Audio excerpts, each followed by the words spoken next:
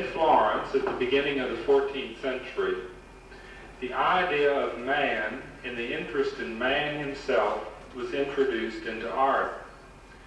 And Florence, then as now, became a very rich intellectual city. It's a beautiful city. The cathedral that you see rising in the center of the picture is the Duomo, or the main cathedral, and it is one of the few examples of Italian Gothic architecture. The dome was completed at a later date, winning a competition by Bruno Leschke to design the dome. And the tower that you see, the sort of square white thing that you see sticking up in front of the dome, was designed by Giotto, Giotto, the first artist in our series. Other points of interest that you might see, the tower, the grayish tower to the farther right, is the Vecchio Tower that was the palace of the seat of the dukes of Florence. Other churches, the Santa Croce, the Santa Spirito that you see in the lower right. This slide was taken from the Bogli Gardens at the Pitti Palace. Slide, please. This is a painting by Sassetta, S-A-S-S-E-T-T-A, and I would like to show it to you in contrast to or point out characteristics of a true Byzantine style of painting, so that you can contrast them later on to see how much Giotto had actually changed the advance of art. This is called The Journey of the Magi, and it is by Sassetta, who was a Sienese painter. Siena is a city about 3 hours drive from Florence today. In the Byzantine style, they created depth by overlapping of shapes. The most important areas of the canvas were enlarged to show the importance of it, such as the star, instead of being in the sky, which was very important to this story, was placed in the immediate foreground. The Magi are dressed in clothes of Sassetta's period rather than that of Christ's time. The background is a very abstract form of shapes, flat shapes, piled upon one another. The sort of birds in the sky, the meaning is lost to us. The perspective in the building, at this point perspective was not completely known as a formula, but through observation, a sort of a flat appearance. In most of these earlier Byzantine paintings, the richness of the decoration was most important, the pattern, the design. In many of the earlier ones in Ravenna, they were done in mosaic, little glass chips set in one beside another, just glistening. Slide, please. Again, back to Florence.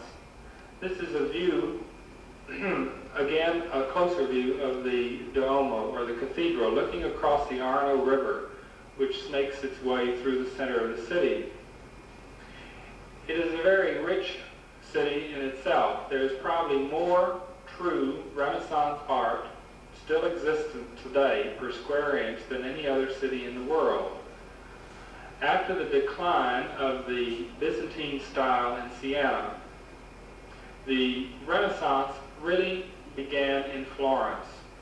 Renaissance, which means rebirth, was a rebirth into the learning of man. So going back to the early class, not for form this time of how it was put together, but the content of what they meant. They became interested in man himself, physical, mental, intellectual curiosity of man. An introduction of a human quality. This, of course, influenced the art and architecture of the period. So as Florence developed, it became a very great seat of learning. And as a result, this sort of spilled over into the art fields. And some of the greatest art that's ever been produced was produced in Florence during the 14th and 15th centuries. Names like Giotto, Michelangelo, Fra Angelico, Botticelli, Leonardo da Vinci, some that are quite familiar to us today. Slide, please. More in the center of the city, you have the Duomo, or the cathedral, and we're looking directly at Giotto's bell tower. One thing that I would like to bring out at this time is that most of the artists of the period were facile in many areas of art, not only painting. They were apprenticed, usually at age 10 or 11, worked in a shop, lived with the teacher as one of his family, learned all the rudiments of his craft. And so therefore, instead of only becoming an artist or a painter, really became a craftsman in many tools. Jewelry, goldsmithing, architecture, engineering, chemistry even, and painting. Usually by the time the young apprentice was 13 or 14, he was allowed to copy the cartoons or the preliminary drawings that the master had completed, or transferring them to walls to be painted in fresco, which is painting on wet plaster, or transferring them to canvas. By the time he was 17 or 18, he was probably allowed by that time to maybe fill in insignificant background areas. In his early 20s, he might be developing the paintings for the master to put the final touches on, and then by 25, he should be a master in his own right and allowed to open up his own studio and take in apprentices. Giotto did the architectural foundation for this tower just shortly before his death in 1336. The tower was actually completed after his death. During his lifetime, the first 3 tiers were completed. One thing that you cannot tell in a slide is that the whole tower, the little dark lines, are different colored marbles, using the dark terre verte green, the sort of rose-colored marbles, and the white marble, laid in sort of a mosaic or intarsia pattern. And the little medallions down at the base of the tower include scenes set in marble. The facade of the cathedral was a much later addition, not put on the church until the 19th century, which was, a good 600-700 years after the church was built. Usually they leave just the rough brick facade until they can get the money, then they apply the marble veneer to the front of it. Slide, please. Here's a closer look at the elaborateness of the facade of the Duomo. Most likely this was completed according to earlier plan, but not until the 18th century. Probably some Victorian gewgaw was added into the design. Slide, please. This is the famous Ponte Vecchio that was the shop of the merchants. Florence was a thriving industrial city in the early Renaissance. It was called the wool city of the world at that time. They had some of the finest linens. They had great craftsmen there today. The tradition of art is carried on very carefully. The Ponte Vecchio was a bridge that was started, and as you can see from this slide, was added to year after year. Its original purpose was the Street of the Butchers, where it was very convenient for the slaughtering, for the leftovers, the blood and the carcasses and so forth, just to be thrown down through holes in the floor down into the river and carried out to the sea. The character of the bridge has changed greatly today, since it is lined by some of the most exclusive and fashionable shops in Florence. Most of the finest jewelry stores are now located on the Ponte Vecchio, or the Vecchio Bridge. Also, this was the only bridge of the Renaissance period that was left unharmed by the Germans in the Second World War. They promised to leave this one. They destroyed, in their retreat to northern Italy, destroyed all the other bridges crossing the Arno, but promised to save this one. But to the horror of the Italians, they completely destroyed both entrances, or approaches to the bridge that would make it impassable, and as a result destroyed some fairly important buildings along the banks. Slide, please. This is the Vecchio Tower at the Piazza Signori in Florence. Now this was the seat of the dukes. You must realize that Italy, up until 1860, was a divided country of different little dukedoms. There was the Duke of Milan, the Duke of Naples, the Duke of Florence, the Duke of Rome, and so forth like that. And it wasn't united until 1860, which during the Renaissance produced some wars. This is what Leonardo da Vinci was so great at, devising and inventing war implements for the Duke of Milan. He was hired by him. But anyway, the Vecchio Tower was the palace of the reigning duke. What you cannot notice in here is immediately to the left, there is a large open square area that is a very famous place in history. It was here that Savonarola was burned as a heretic in the Italian Renaissance. The people of Florence were very proud of their beautiful city. They had commissions to decide on this, commissions to decide on that, regulating architecture, regulating trade, and also regulating trade. They had a board, sort of a cultural board, where they decided where to place different works of art. One of the greatest, it's actually a copy today, the original has been placed indoors for preservation. It's the large statue of David by Michelangelo that you can just barely see, half in sunlight and half in shadow, at the base of the Vecchio Tower.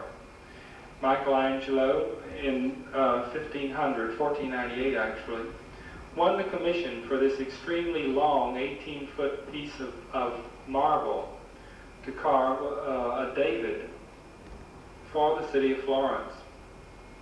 He carved the entire figure out of one solid block of marble, a 14-foot giant, that is considered one of the outstanding works of art in the world today, and certainly the finest example of the male nude in art.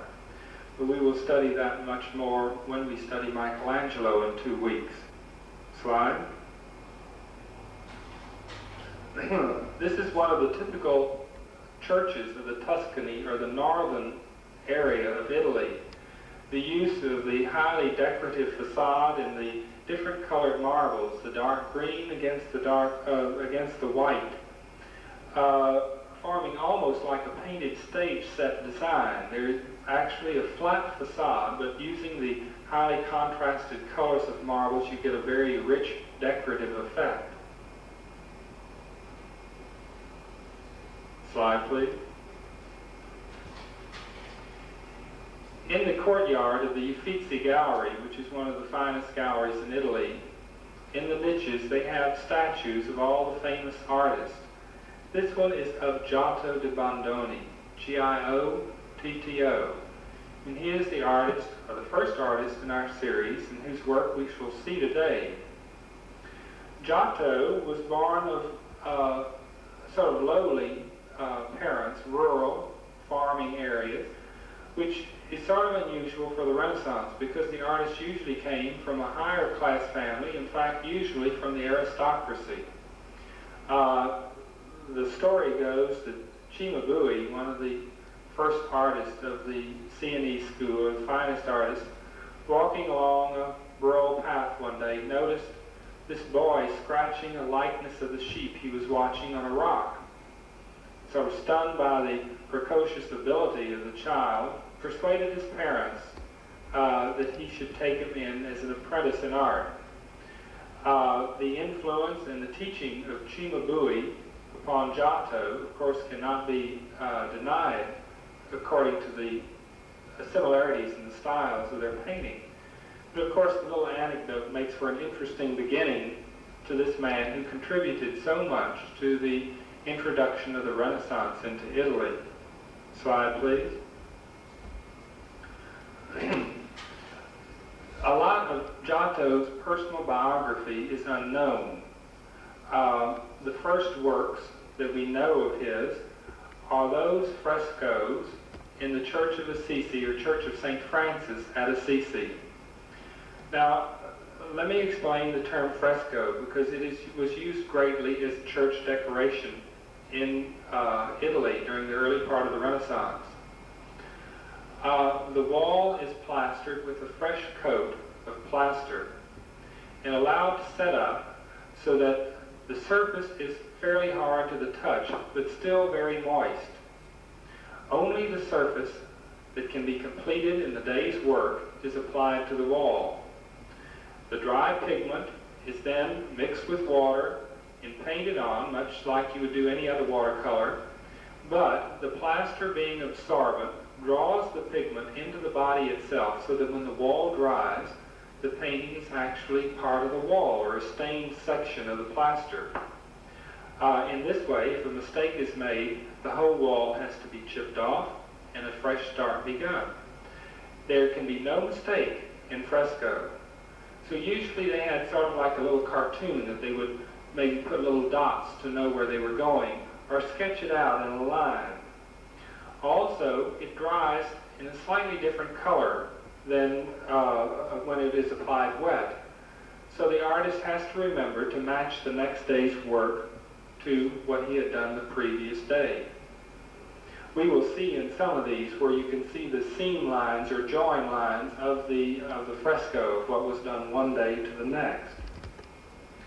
But Giotto style, as you're looking at his work, this one of St. Francis and the Birds, by this time he had already was fairly well developed as a mature artist. His style shows no unfamiliarity with the tools or the technique of his trade. These are pretty mature paintings. His early work is lost to us. We have no idea of what his education was. We just know that he was educated in the Byzantine tradition. But then, with the spirit of the Renaissance, the introduction of humanism into painting, he fused the two. And we will see a lot of the correlation between the Byzantine and the Renaissance idea. But it was a great step forward. Slide, please. Giotto, another innovation that he produced into the art field, was the observation of nature, that the humans became individuals in his paintings or in his frescoes. The landscape took on a character of the rocky Tuscan landscape that he was familiar with. True, these figures are slightly stiff compared to what we would feel a realistic figure should be today. But just remember, there was no background for this. He was the first one to introduce individual characteristics into people, into painting. We can sort of compare his paintings as a sort of a stage set, a limited depth. There is no atmosphere, there are no shadows to speak of, or no direct light source in his painting. Also, one strong characteristic that carries through most of his paintings is the peculiar shade of blue that he was so fond of, that presents itself in almost every one of his fresco paintings. Slide, please. These paintings done at Assisi show the different aspects of the life of St. Francis. At this time, the frescoes were very important as storytelling ideas to spread the word of Christianity to the local populace. There were very few books, not until the later part of the Renaissance. Most people could not read or write. So as a result, they employed the artist to tell the story in pictures, sort of like our comic strips today, except without the balloons with the words over it. Slide, please. And this one, which is a parallel to the story of St. Martin and the beggar, of giving the cloak to the beggar. Here again we see more or less a divided plane, the people that are important to the painting, sort of close up, and then a second plane of the background. We still get a very flat appearance, except these people are occupying space. You have a very definite idea that there can be air around these people, that there is a spatial distance between the person and the rock behind them. Formal perspective was unknown at this time, so many times the buildings in Giotto's paintings are incorrect according to perfect perspective, or the vanishing point idea. Slide, please. This is also another one. Usually the architecture was reduced in scale to get it within the composition. Slide, please. We know that after Assisi, Giotto spent a few years in Rome, and although most of his works are in frescoes within definite chapels or churches, he did do a few easel paintings, one of them this Madonna enthroned. This is a very strong painting. It's large, it's about 8 feet tall, and it's one of the first altar panels. Usually the artist did a panel of some religious subject matter that would go behind the main altar of a church. It was a movable thing. In Italy, where the dry climate was very conducive to frescoes because the thick walls sort of formed insulation to the heat, the only movable things in the church were usually the altar paintings. In this one, where we see the Madonna and Child, we see a very sort of heavy, the dark blue of her cloak makes her very solid, and yet there's a slight twist to the body to give a slightly informal feeling to the figure. The figure is so outstanding and dominates the painting so much that we may not realize at first that there are 14 saints and angels spread around her in the outside of the little Gothic cupola that she is sitting in. This is a tempera painting on wood. In the early Renaissance, it wasn't until much later when the Van Eyck brothers introduced oil painting. All of the movable paintings were done in tempera, which is a tempered pigment, a pigment ground under pressure, and then mixed with the yolk of a white of an egg as a binder and applied to a wooden panel. The colors of these early temperas stay very fresh today. Then they were covered usually with some sort of a protective varnish of some sort. Still, in this, as you can see, some of the Byzantine tradition that is left over with Giotto. The most important thing is made larger. The figure of Mary is the largest. The angels in the foreground, the different saints spread around, that are less important, are made smaller, actually smaller in scale. Even though the 2 angels in front at the bottom of the steps should be larger because they're closer to you. The architecture is Gothic of the early period, and the sort of decorative effect of the work around the bottom of the steps leading up to the cupola. And the background is gold leaf over the surface. Slide, please. Probably Giotto's fame rests on the Arena Chapel is actually named the Scrovegna Chapel, but it was built on the site of an ancient Roman arena, and so therefore the popular name of it is the Arena Chapel. It is a very plain Romanesque style building. Windows only on the courtyard side or the shaded side that you see in this slide. The building is so plain and so perfect for frescoes, it's almost decided that Giotto may have had something to do in the design of the building itself, sort of an integrated work of art and architecture. Slide, please. The interior of the church, looking from the altar end back toward the door end that you just saw on the last slide, shows the entire interior of the main frescoes in the life of Christ that Giotto completed around 1320. They're arranged in 3 tiers, as you see here. As you begin coming through the back door of the church, as you see, starting with the upper tier to the right in this slide, working along just like a cartoon comic strip. The chapel was believed to have been frescoed entirely in blue with the pattern of stars in the ceiling at one time. and then the other fresco applied on top. Where the paint is peeled off, you will notice in some of the slides the patches of blue coming through.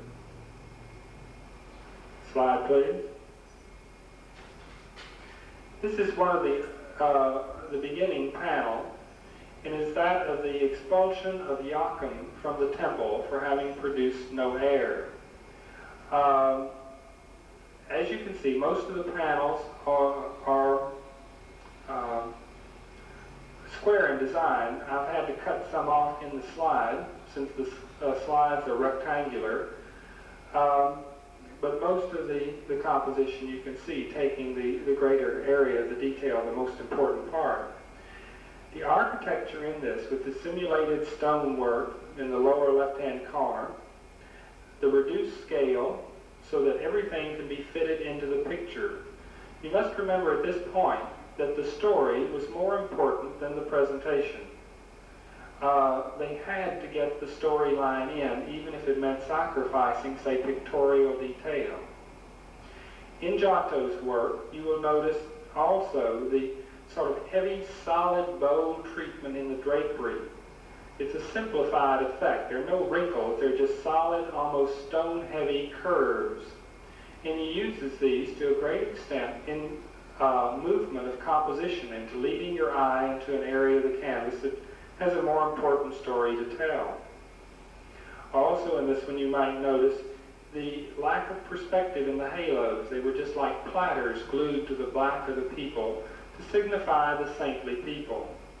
See, everything was simplified to a detail so that there could be no mistake in the storyline that the people would read into the paintings as they walked through the church.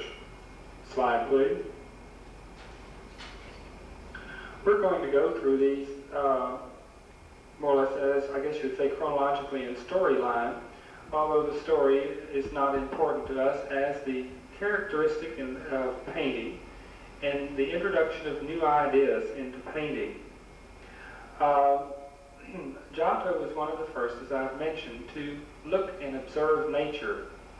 It is known that when he did have the object to see, the reproduction of it was fairly accurate. It was only when he got into, say, the camels that he had never seen that some of them look fairly peculiar in some of their structure. The landscape, the costume, is that of a mixture of periods, but more of Giotto's Renaissance period than of Christ's time. Here again, the strong, solid drapery effect.